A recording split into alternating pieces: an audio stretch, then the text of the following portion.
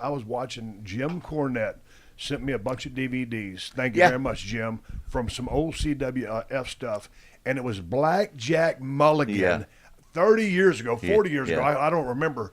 He took off his vest. Yeah. You would have thought the rock and roll just hit the ring. Yeah. The girls went ape shit for this guy, and I'm like, this is Blackjack Mulligan. You know, back when he was a good-looking dude. I know, and he man. was still I was pushing wrestling 300, and I was like, I could not believe it. As a matter of fact, his opponent that night was John Studd. Yeah. The match was what it was. That was in Charlotte. That was Charlotte territory. But god dang, I couldn't believe Mulligan got the chick pop that he got. It was awesome. Thick black hair, 6'9", 300 pounds. Big rugged bastard. Hey, and tougher than shit, too. Oh, ain't no doubt about that. I watched him sucker punch Harley one time. I said, what's going on here, man? We said, let's break it up. Why would Blackjack sucker punch Harley? Why did he sucker punch Andre the Giant? I saw that, too. Jack had the shortest temper in the world. Okay. You had to have heard that. Okay, but what happened with ask Slinker. You heard about Slinker, right? Yeah, the karate guy. But let me ask you about when he hit Harley. Harley's tough as nails. You've backed him up. I have 1,000 times. But so what happened? We're in a hotel room in Greensboro, and it's me, a great wrestling town. Chad? That's a great wrestling town. Oh, the best. Yeah. We always stayed too. It's 90 miles from home, but we always found we got us a big meeting tomorrow. Be home tomorrow. So what happened? No, he knocked Harley between two beds, and Harley couldn't get out of it.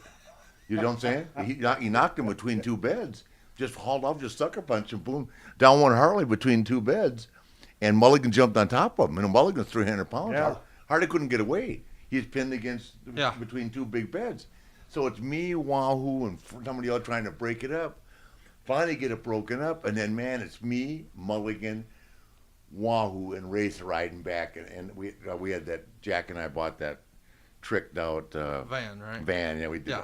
We're always ahead of our time. Something more than we could afford. And everything on TVs and all that. And I'm driving and took Harley Race, and I'm at Mulligan sitting next to me, and it's Wahoo, and I'm just waiting for Race to smack him. You know, right. I mean, knowing Harley, but it never happened. I looked at Wahoo. I said, "Man, I don't want to go home with you guys. It's going to be bad news." But it never happened. And I'm gonna tell you, in all fairness, it's nothing against Harley. Jack Mulligan was tougher than hell. Yeah. He hauled off, and he looked at Murdoch one time. We were sitting there in Virginia Beach, you know, on a deck of a bar. I can't think of the name of the bar. If I had a minute to think about it, I could. And he goes to Murdoch. Watch this, bam. This is 1976. He nails Andre. Boy, Andre came out of that chair. He grabbed them both by the scruff of their shirt. Yeah. Dragged them out in the water, drowned them both. He almost killed them both. I swear to God. Straight up, man. So and I, you know, I was watching it walking backwards. Yeah. Because I don't want him grabbing me. No, this is when Andre this is when he was, you know, still pretty young. Give the lifeguard the hot tag. Yeah, right. Ooh. No, but Jack was just like that. I mean, do you remember the story about Slinker, the karate guy? Yeah. I know, it's kind of like the greatest story I've ever told about this, and you've heard me tell it, because I thought for sure Luger was going to get killed. So Jack becomes an agent. George Scott becomes the new booker in WCW or whatever it was at that point, Crockett. But it was down in Atlanta, so they hired Jack as a booker. I mean, as an agent.